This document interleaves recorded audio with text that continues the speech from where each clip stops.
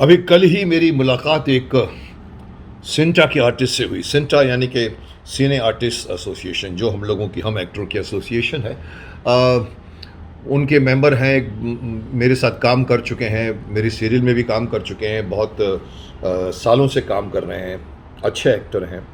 उनसे बातें करते करते मुझे हमारी फिल्म इंडस्ट्री के आजकल के माहौल की एक एक गलत पक्ष नज़र आया है। एक थोड़ा सा मैं समझता हूँ परेशान करने वाला एक ये जो एक पक्ष आया है, जो हमारे जैसे कि देखिए, हमारे टाइम पे और आज के टाइम में बहुत फ़र्क है। आजकल स्ट्रगलर्स बहुत बढ़ गए हैं और ऑडिशन एक बहुत ही मीनिंगफुल नाम आ गया है।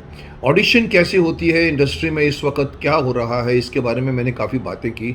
मैं चंद चंद बातों पर मैं अपनी राय डालना चाहूँगा, लाइट डालना चाहूँगा कि कहीं ना कहीं कुछ ना कुछ गड़बड़ है हमारे आज के ऑडिशन सिस्टम में। देखिए, हमारे ज़माने में मुझे याद है, जब हमको कुछ काम करना होता था तो या तो इतनी सीरियलें नहीं होती थी, इतनी फिल्में होती थी, और प्रोडक्शन मैनेजर आपको कांटेक्ट करता था, पूछता था, हम कहानी सुनते थे, हमको कहानी सुनाई जाती थी और फिर हमको पसंद आता था तो हमको साइन कर लेते थे।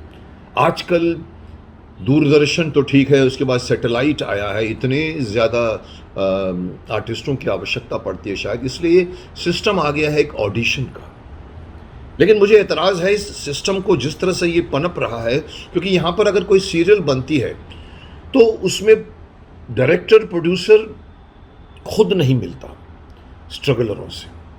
जो बना रहा है वो अपना खुद का भी, मैंने सुना है कि खुद का भी ऑडिशन के लिए कास्टिंग डायरेक्टर भी नहीं रखते। आजकल तो कास्टिंग एजेंसियां बन गई हैं, तो एजेंसियों को काम दिया जाता है। अब उसमें होता क्या है, देखिए आप, एक प्रोड्यूसर फिल्म बनाना चाहता है या सीरियल बनाना चाहता है, उसको पता है उसको कौन कौन से कैरेक्टर्स चाहिए।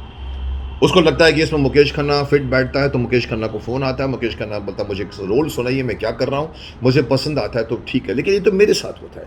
What about the thousands of people जो स्ट्रगल के लिए एक्टिंग स्कूलों से बाहर निकलते हैं और फिर मालूम पड़ता है यहाँ ऑडिशन हो रही है, वहाँ ऑडिशन हो रही है। अब इसमें मुझे किस बात का एतराज़ है? मुझे एतराज़ है एक सेंसिटिव बात को लेकर कि हमारे यहाँ पर कई एक्टर्स हैं जो सालों से काम कर रहे हैं।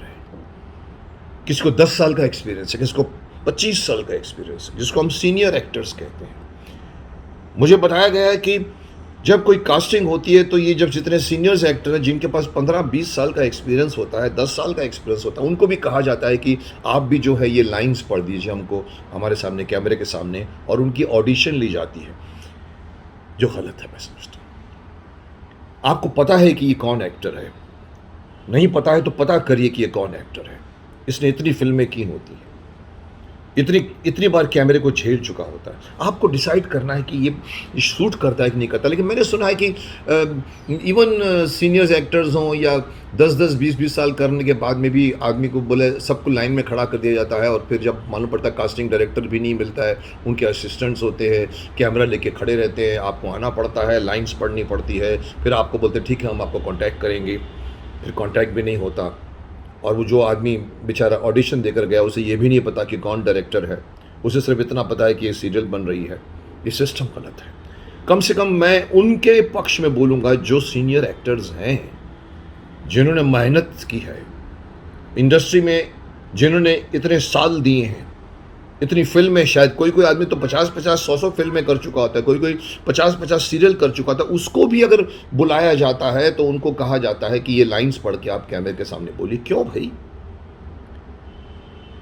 इसके पीछे का कारण मैं आपको बताता हूँ। कारण क्या होता है कि अगर डायरेक्टर को पता है कि अगर सपोजिंग डायरेक्टर ने एक एक्टर को कास्ट करना है, उसको पता है कि उसने उसका काम देखा होता है, क्योंकि देखना चाहिए सीरियल में। आप इतने सीरियल करने के बाद में अगर कोई एक्टर देखता था, इसको देखा हुआ मैंने, लेकिन उसको प्रॉब्लम क्या होता है कि कास्टिंग एजेंसी में जो बैठता है, जो बैठती है, या कोई भी बैठता है, और वो उनका काम होता है सिर्फ शूट करके देना, और वो जाता है चैनल्स के पास।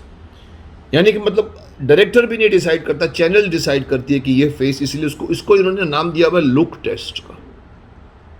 अब ये लुक टेस्ट क्या होता है? आपको पता है कि ये मुकेश खन्ना है, ये इस रोल में फिट बैठेगा कि नहीं बैठेगा, ये इस पृथ्वीराज चौहान के रोल में सूट बैठता है कि नहीं करता। वैसे कई इतने एक्टर्स हैं, आपने उनका काम देखा है, आपको पता होना चाहिए। तो उनको डायरेक्टर को खुद चूज़ करना। लेकिन मैंने सुना है कि जितने भी जो बैठते हैं ऑडिशन लेने के लिए, उनको कभी कभी इनके बारे में नहीं पता होता है, और अक्सर ऐसा होता है। यहाँ तक कि अगर मैं आपको एक छोटा सा केस सुनाऊँ तो शायद आपको हैरानी होगी कि ये जितने भी, मैं बुराई नहीं करूँगा, बट जितने भी CPs होते हैं, EPs होते हैं, एग्जीक्यूटिव प्रोड्यूसर्स होते हैं, क्रिएटिव प्रोड्यूसर्स, क्रिएटिव डायरेक्टर्स होते हैं, ये लोगों को जब मिलने के लिए बुलाते हैं तो कभी कभी एक घटना में अगर आपको बताऊं कि किसी ने मुझे कहा था कि आपको पता है सर, रमेश सिप्पी जी को भी 2 घंटे बाहर ऑफिस के बिठा दिया गया था। रमेश सिप्पी जी, जिसने शोले बनाई, शान बनाई, जिसने बुनियाद बनाई, उस डायरेक्टर्स का कुछ काम होगा। तो मैंने सुना कि अब होता क्या है कि जब नए नए एक जमात आ गई है इन CPs की, EPs की, उनको शायद पता भी नहीं होता कि रमेश सिप्पी कौन है भाई, क्योंकि फिल्में तो देखते नहीं हैं वो लोग। आजकल की जनरेशन के हैं, हो सकता है कि फॉरेन की फिल्में देखते होंगे, ऐड फिल्में बनाते होंगे, और ऐसे शख्स को आप 2 घंटे अपने ऑफिस के बाहर बिठाते हो, शर्म आनी चाहिए आपको। मैं इस पे स्टैंड लेना चाहता हूँ। मैं अपनी तरफ से एक सुझाव दूंगा सिंटा को, सीनियर आर्टिस्ट को, जिसका मैं भी मेंबर हूँ, कि एक ऐसा सिस्टम कीजिए कि ताकि ये जितने सीनियर एक्टर्स हैं उनको ऑडिशन ना करना पड़े। आप लीजिए ना लीजिए, ठीक है, आपको सूट करता है बुलाइए, रोल सुनाइए और ठीक है, जैसे हमारे टाइम पे होता था। लेकिन ये एक रूल बनाइए कि जितने भी, जिनको भी, चलो मान के रखो 10 साल से ज़्यादा का एक्सपीरियंस है, आप हर प्रोड्यूसर को एक नोटिस भेजिए कि ये एक्टर्स आप लोगों को ऑडिशन के लिए लाइन में खड़े होकर ऑडिशन नहीं देंगे। आपको लेना है तो आप सिर्फ उनका फ़ोटो मांग सकते हैं, ज़्यादा से ज़्यादा आप उनका बायोडाटा मांग सकते हैं, जिसमें आपको पता होगा उनकी बायोग्राफी में कौन सी फिल्में की है, कौन सी सीरियल की। आप डिसाइड कीजिए कि वो सूट करता है कि नहीं सूट करता है। बट उनको बुलाकर आप औरों की तरह, जो अभी नए नए आए हैं, बहुत से एक्टर्स हैं जो अभी अभी निकलते हैं स्कूलों से, एक्टिंग स्कूलों से, वो भी ऑडिशन देते हैं, और 10 साल पुराने, 15 साल पुराना एक्सपीरियंस का एक्टर को भी वही करना पड़ता है। तो ये गलत है। इसलिए मैं चाहूँगा कि सिंटा को अपने आर्टिस्टों की इज्जत करनी चाहिए, अपने सीनियर एक्टरों की इज्जत करनी चाहिए।